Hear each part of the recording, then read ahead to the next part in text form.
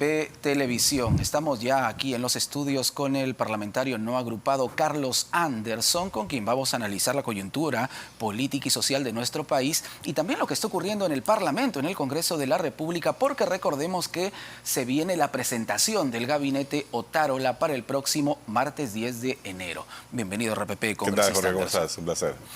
El presidente del Jurado Nacional de Elecciones acaba de conversar con nosotros y en RPP ha dicho que no piensa renunciar a pesar de que hay un proyecto de ley presentado por Avanza País que, bueno, se trata de una reforma constitucional para recortar su mandato, tanto el de él como el del jefe de la OMPE.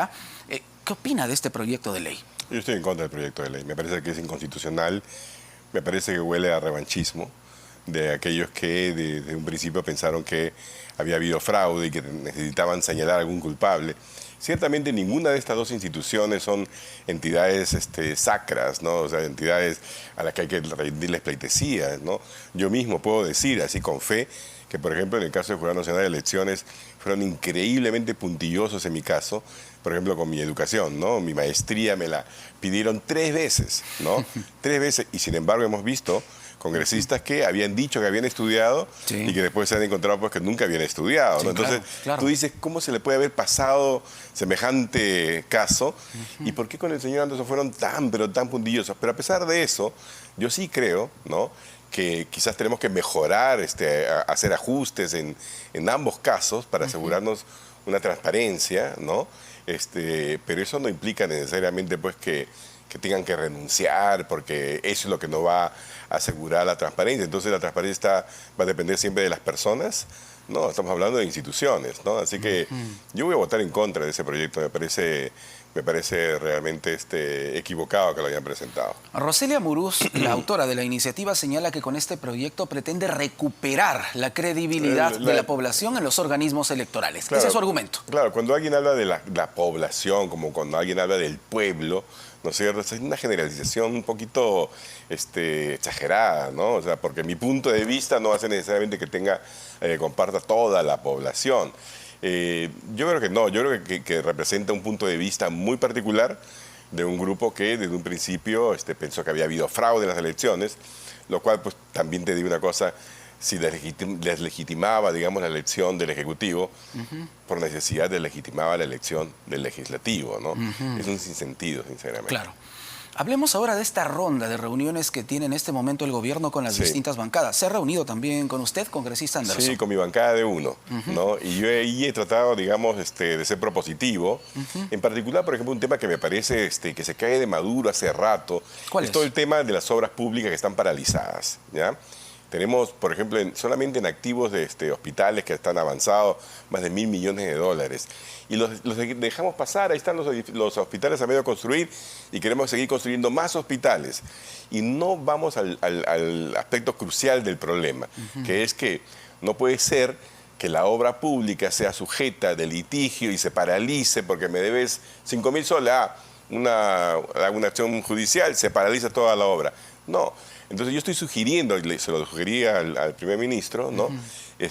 Un mecanismo para crear un fondo de garantías de pasivos contingentes. ¿Esto para qué?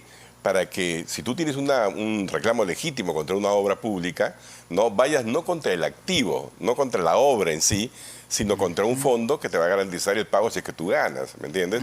Esto implicaría una serie de cambios. Bueno, es un tema técnico si tú quieres, pero va al fondo del asunto. Tenemos miles de millones de dólares atrapados en obras que están a medio concluir, colegios a medio concluir, hospitales a medio concluir, acueductos a medio concluir, Esa fue su solicitud específica. Esa es una. Correcto. Y la otra es que no podemos pensar, sí, vamos a reactivar la economía, etcétera, y hay un elefante que nos está mirando, que es el hambre. El hambre, sobre todo, de la población infantil. ¿Cuál sería la propuesta ahí? Allí es muy claro, fíjate, convertir a toda la red de colegios en el centro de operaciones contra el hambre infantil, ¿okay? De manera que los chicos tengan ese lugar para llegar, tomar desayuno, almuerzo y cena, de lunes a lunes. ¿Okay? Porque no es que, no, pero hiciste caliguarma, así pues de lunes a viernes, y los sábados y domingos que los chicos no comen, claro, ¿no? Claro. Entonces, mira, asegurar la no existencia de hambre y disminuir drásticamente la pobreza infantil. Me parece que es una de las tareas fundamentales que nos debemos nosotros como sociedad, si queremos realmente decir que somos una sociedad con un poquito de dignidad. No podemos dejar de referirnos a la situación de movilizaciones, de protestas que Sí, se claro. vive especialmente en el sur del país, congresista Anderson. Sí. La presidenta Dina Boluarte ha dicho que no es momento de una asamblea constituyente tal como lo vienen solicitando algunos sectores. Ella señala que se trata su gobierno de uno de transición y que por eso no podría asumir en todo caso esa responsabilidad. ¿Coincide usted? No, en realidad la presidenta está equivocada, porque no es que este sea el momento o no sea el momento de una asamblea constituyente. La asamblea constituyente como mecanismo jurídico no existe en el Perú, no existe en la Constitución. Entonces lo primero que hay que hacer, ¿no?, si uno quiere, digamos, seguir, abrir espacios de negociación, es discutir. ¿Discutir qué cosa? La creación del instrumento jurídico, ¿no?, o ponerlo dentro de la Constitución, que uno de los mecanismos para la reforma parcial o total de la Constitución sea a través de una asamblea constituyente. Eso no existe actualmente. Eso no existe en la Constitución. O sea, por eso es como pedir, ese momento no es un momento de tener un OVNI en la Plaza San Martín.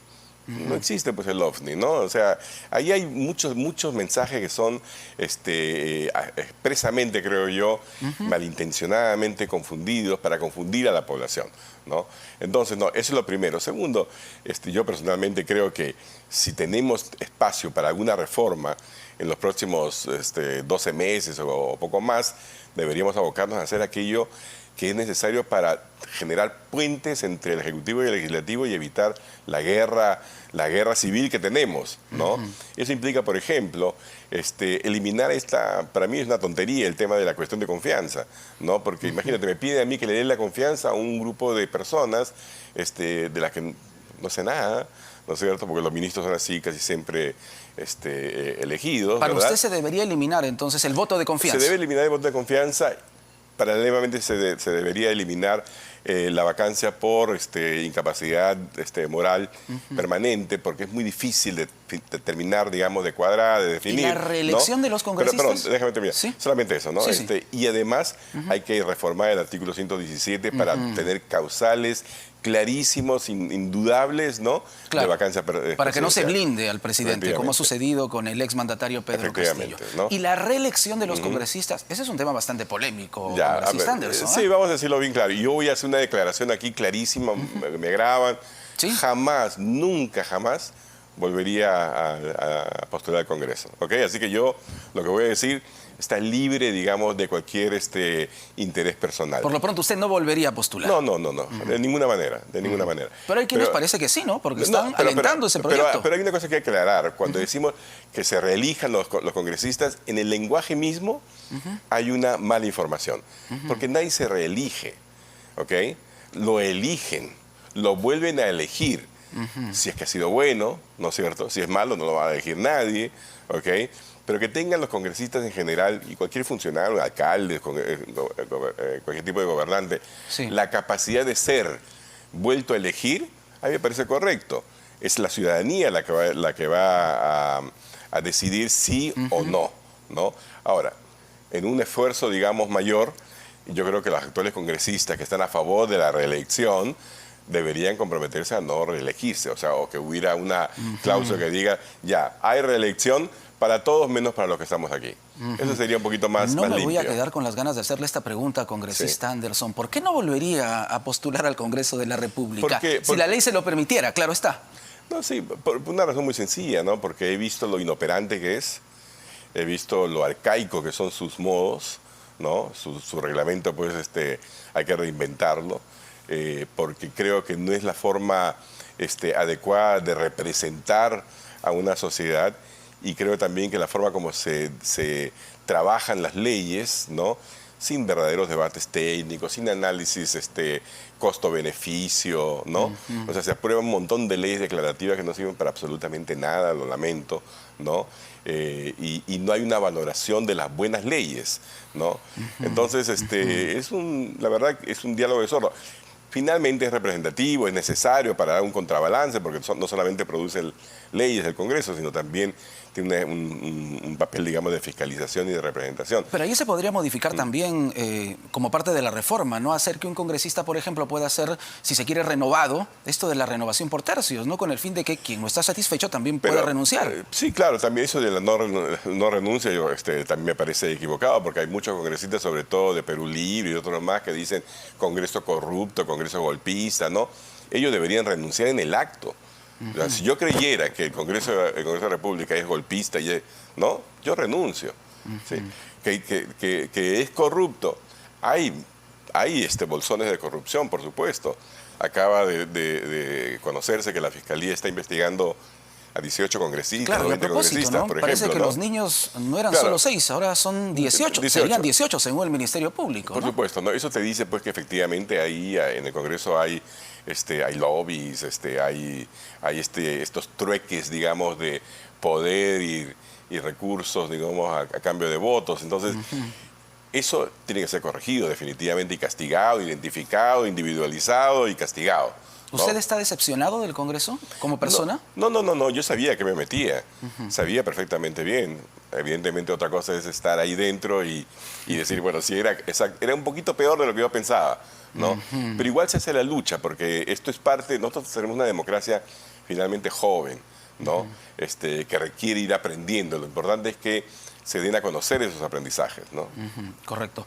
¿Cuánto está influyendo el factor Evo Morales en esta situación de convulsión social que vive el país? Mira, se habla mucho de su proyecto Runasur, por ejemplo. Sí, mira, sinceramente yo detesto al señor Evo Morales, detesto su actitud, detesto el hecho de que crea que tiene la capacidad para intervenir en los asuntos del país, ¿no? Detesto su idea de una secesión del sur del Perú para unirla con Bolivia. Mira, yo creo sinceramente que el señor Evo Morales es un tipo detestable. Él ha hablado de que en este momento las movilizaciones se deben a una insurrección. El voto de confianza. Sí. Dice que no le gusta el voto de confianza a nivel general. No, sí, pero tengo Como que. tal. Claro, pero en este caso todavía está vigente. Sí, ¿Le va a dar el voto de confianza? Sí, porque yo creo que reconociendo que este es un gobierno de transición, ¿no? Dentro de todo, por lo menos este gabinete pues son personas que tienen currículum vitae, ¿no? Historial, digamos, de vida, de trabajo, y no tienen prontuarios, ¿no? Y eso creo que es una diferencia tremenda en cuanto a lo que hemos visto en los últimos 18 meses, ¿no? Y en segundo lugar, porque las tareas a las que se debe abocar deben ser muy específicas y muy acotadas.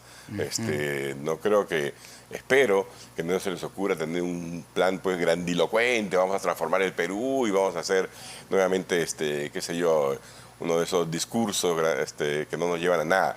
Necesitamos acción, necesitamos recuperar la estabilidad dentro de todo, ¿no? Recuperar la paz social, necesitamos reactivar la economía, necesitamos reforzar la confianza en las instituciones. Son 3 tareas muy grandes, sí. Y este gobierno podría abocarse a eso, ¿no? Muy bien, gracias, congresista Anderson. Un placer, muchas gracias por la este invitación. diálogo con el RPP. Carlos Anderson, congresista no agrupado aquí en